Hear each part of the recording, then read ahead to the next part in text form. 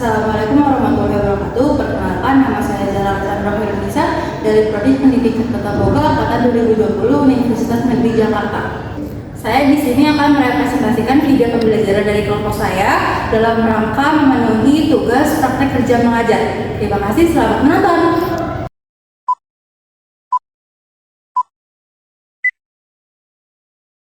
Assalamualaikum warahmatullahi wabarakatuh.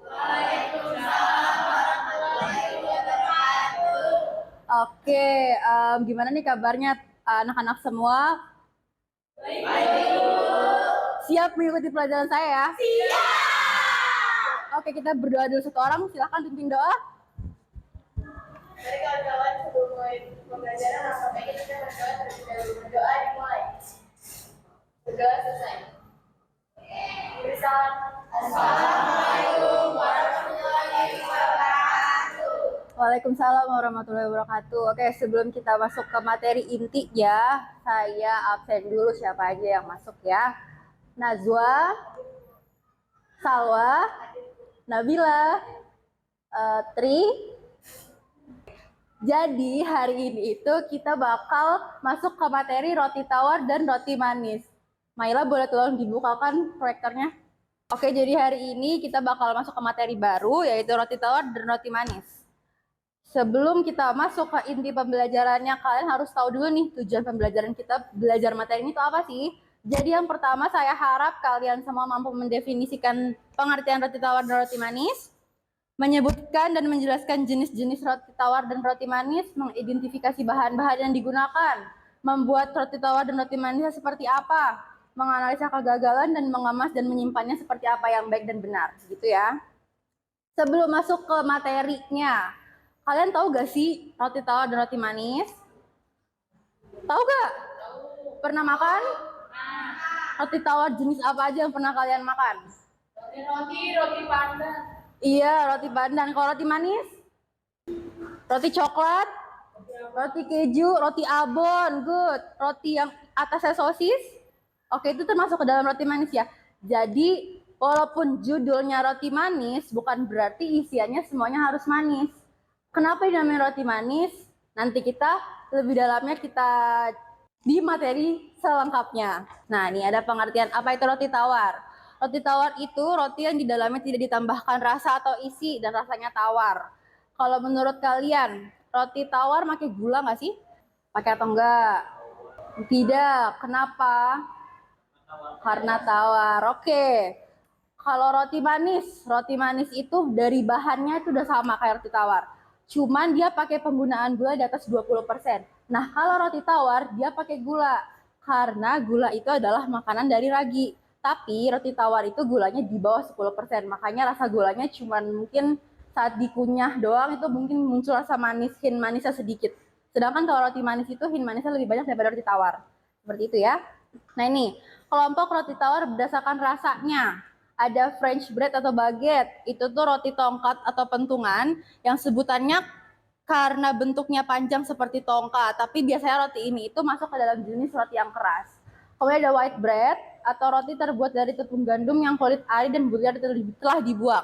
Nah ini biasanya roti tawar yang biasa kalian makan, white bread yang ada kulitnya. Ini biasanya dari tepung terigu yang tepung gandum yang benar-benar bulirnya itu sama arinya dibuang, jadi tepung terigunya putih bersih. Kemudian ada kelompok roti tawar berdasarkan adonannya. Ini semuanya terbuat dari adonan yang sama, bahan yang sama, beda di bentuknya aja.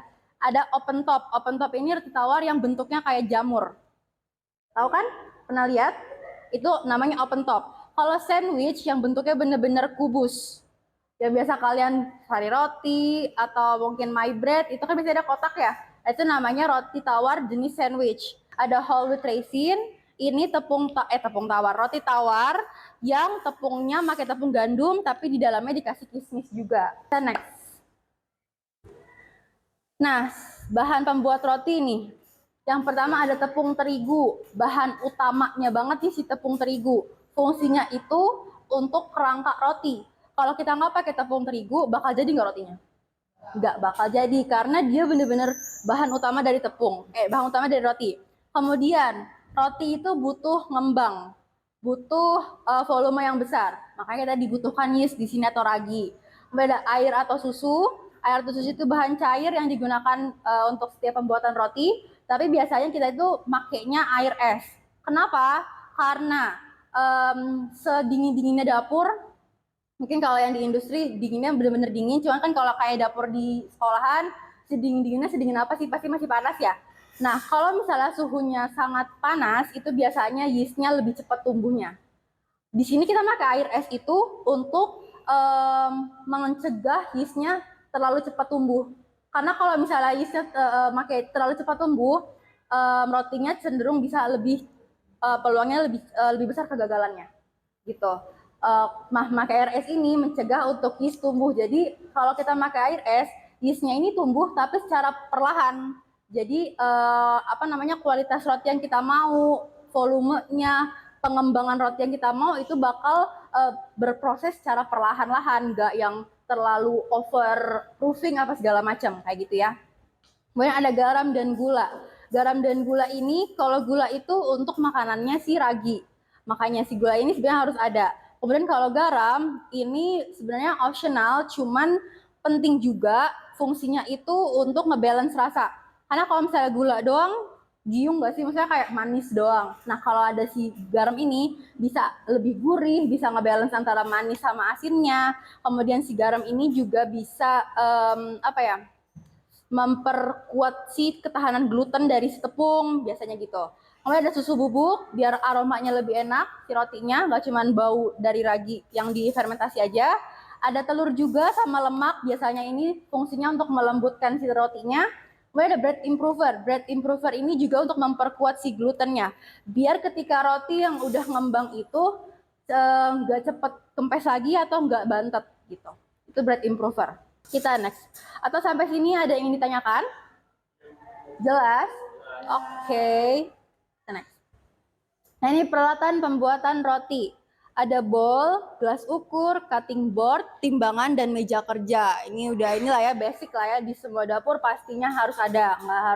Nggak cuman ketika mau bikin roti nih berarti kita baru beli bowl, baru beli gelas ukur. Enggak dong. Kalau misalnya kita berusaha untuk membuat dapurnya selayaknya standar industri, ini barang-barang ini harusnya udah ada di dapur gitu.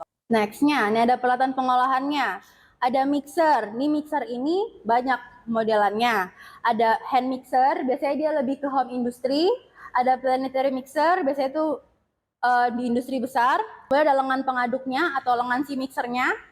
Ada 3 macam, ada whisk. Biasanya kalau whisk ini buat yang kembang tinggi kayak mereng atau buat adonan cair, kue-kuehan. Kemudian ada spade. Spade itu biasanya buat cookies. Kemudian kalau yang hook itu yang ini. Yang ini biasanya dipakai untuk roti, gitu ya. Buat yang adonan berat, biasanya itu pakai hook.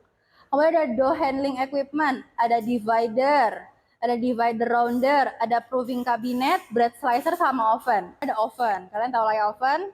Nah, oven ini juga banyak modelannya. Ada deck oven, rack oven, rotary oven, convection oven, sama oven kompor. Kita next. Sebelum kita masuk ke metode pembuatan roti tawar dan roti manis, ada yang ingin ditanyakan? Jelas ya? Coba, tadi di bahan pembuatan roti ada bahan untuk kerangka roti. Apa bahannya? Tepung terigu. Oke, good. Bahan untuk pengembang roti? Good. Kita masuk ke metode pembuatan roti tawar dan roti manis. Nah, ada straight dough. Straight dough ini suatu proses pembuatan roti dengan satu kali pengadukan di mana semua bahan diaduk menjadi satu. Pencampuran ini dilakukan hingga adonan terlihat lembut dan kalis. Nah, biasanya ini dilakukan oleh orang-orang yang bekerja di home industry yang nggak mau lama, yang mau cepet. Biasanya dia langsung taruh semua bahan di satu bowl, bahan cair dan bahan kering langsung dikocok menjadi satu, menjadi lembut dan kalis. Itu biasanya di home industry seperti itu pembuatannya, pakai metode straight dough. Kemudian no time dough, sistem adonan cepat dengan satu kali fermentasi setelah pengadukan. Penambahan yeast dan bread improver digunakan untuk mempercepat pengembangan dan volume tetap naik. Jadi di sini, di metode ini dia itu cuma pakai satu kali fermentasi doang. Tapi penggunaan yeast sama bread improvernya itu dilebihkan dari resep standar. Makanya dia lebih cepat, no time dough. Makanya nama metodenya no time dough. Jadi dia kelebihannya adalah tidak membutuhkan waktu yang lama gitu. Kita next. Ada tahap pembuatan roti. Tentunya yang pertama ada persiapan bahan, persiapan alat, mungkin ditimbang-timbang, mungkin kayak butter atau mungkin menteganya dingin dikeluarin dari kulkas, itu persiapan. Kemudian setelah ditimbang, setelah disiapkan, proses pengadukan atau mixing. Habis di mixing kita fermentasi awal, kemudian dipotong timbang, kemudian di rounding. Habis di rounding kan kita tunggu lagi nih di intermediate proofing. Biasanya intermediate proofing itu paling cuma 15 menit doang, sampai nunggu si yang tadi habis di roundingnya ngembang lagi. Kemudian setelah di intermediate proofing, itu ada molding. Mungkin kalian pengen dibentuk rotinya jadi kotak, apa lonjong, apa bulat doang, itu namanya proses molding atau proses pembentukan. Kemudian setelah di molding, di panning, dimasukkan ke dalam loyang yang kalian bakal pakai saat dipanggang. Kemudian setelah disusun-susun di loyang, final proofing atau proofing terakhir itu biasanya sejam, 45 menit sampai sejam. Tergantung proofer box kalian, tergantung suhu kamar di rumah kalian masing-masing. Misalnya kalian membuat roti di rumah, itu tergantung bisa sampai 45 menit sampai 1 jam untuk final proofing. Kemudian setelah di final proofing, dipanggang. Biasanya kalau untuk roti tawar, roti manis itu basically di ovennya itu 180 derajat Celcius, sekitar kurang lebih 15 menitan, gak usah lama-lama.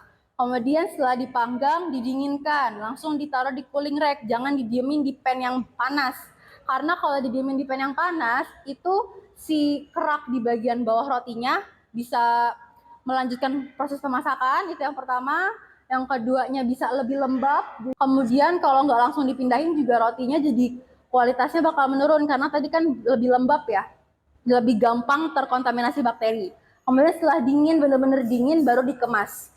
Jangan masih ada uapnya udah ditutup, karena itu juga bisa mengundang bakteri yang tumbuh gitu. Kita next ke kriteria roti yang baik. Di sini kita berharap aromanya itu berkualitas baik, itu beraroma gandum dan ragi. Kalau roti yang bagusnya itu ya dia aromanya itu aroma yeast yang difermentasi sama bau gandum dari si tepung terigu, tapi baunya tuh bau roti lah, kalian paham lah ya, sering lewat bread talk apa mako itu kan ada bau roti. Nah itu bau roti yang bagus, yang baik.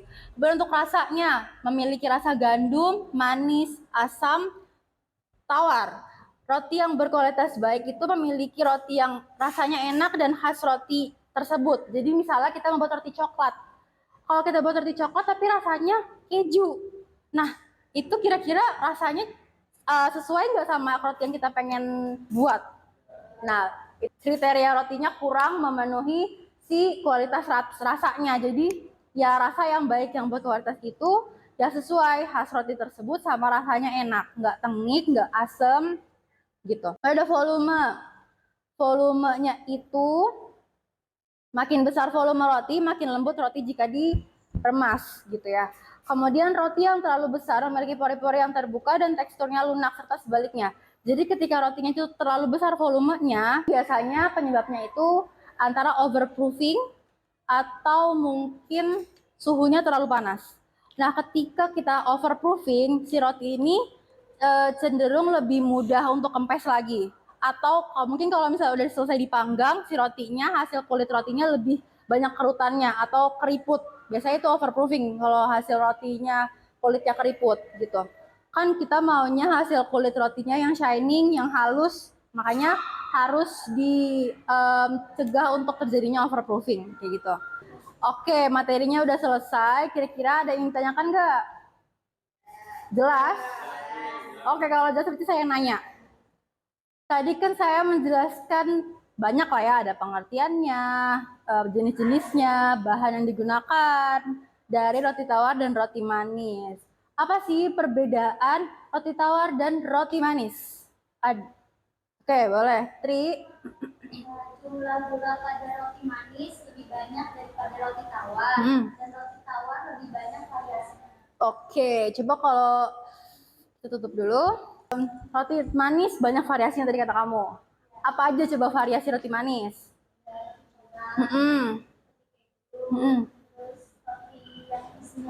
Oke, good. Oke, bagus. Tepuk tangan dulu semuanya. Oke. Pertanyaan kedua. Roti tawar dan roti manis kan butuh bahan-bahan ya. Kita kalau mau buat roti tawar, roti manis tuh harus ada bahan-bahannya. Apa aja sih bahan-bahan yang dibutuhkan? Oke, boleh Ayah. Ada terigu, yes, terus gula, garam, lemak, telur, dan bisa pakai air atau susu, bisa kadang pakai air es, terus ditambah susu. Oke, good, lengkap. Yang kamu tahu nih, kalau mau buat roti, biasanya pakai tepung terigunya protein tinggi apa rendah apa sedang? Oke, good. Tepuk tangan. Berarti paham ya. Saya harap materi hari ini bermanfaat dan kalian semua paham. Sebelum saya tutup, saya mau ada satu orang yang membuat kesimpulan dari pembelajaran yang sudah kita dapatkan hari ini. Apa? Kesimpulan. Siapa yang membuat kesimpulan? Boleh, Najwa. Kesimpulan dari saya itu roti terbagi ke dalam dua jenis kue, yaitu roti tawar dan roti manis. Yang membedakannya adalah dari jumlah bahan, khususnya pada penggunaan gula, di mana roti manis gulanya lebih banyak dibanding roti tawar. Pembuatan roti ini ada tiga metode, yaitu straight dough, frost and dough, dan rectangle. Terus cara roti tawar dan roti manis ada baguette, open top bread, panisyosa, roti keju, roti coklat, dan lain-lain. Oke, terima kasih Najwa. Tepuk tangan. Oke ya, saya harap kalian semua paham sama apa yang sudah saya sampaikan hari ini. Roti tawar dan roti manis. Minggu depan kita masuk ke materi baru. Kalian mau ada tugas apa enggak? Mau ada tugas apa enggak? Saya tanya nih. Tapi saya mau ngasih PR lah. Ih, boleh dong. Boleh, kalian membuat PR-nya roti. Apa kalian minggu depan mau praktek? Praktek apa tugas? Tapi saya mau kalian di rumah masing-masing ngebuat resepnya. Jadi ini ada berapa? 1, 2, 3, 4, 5. 5 kelompok. 2 kelompok ngebuat modifikasi roti manis. 3 kelompoknya open top, sandwich, dan bread crust. Butter crust bread ya. Oke? Paham ya? Nanti saya kasih contoh formatnya lewat WA. Oke deh. Boleh ditanyakan lagi? Udah cukup? Paham ya? Jangan habis ini lupa loh. Minggu depan saya tanyain. Oke deh. Kurang lebih segitu saja dari saya. Kurang lebih mohon maaf. Wassalamualaikum warahmatullahi wabarakatuh.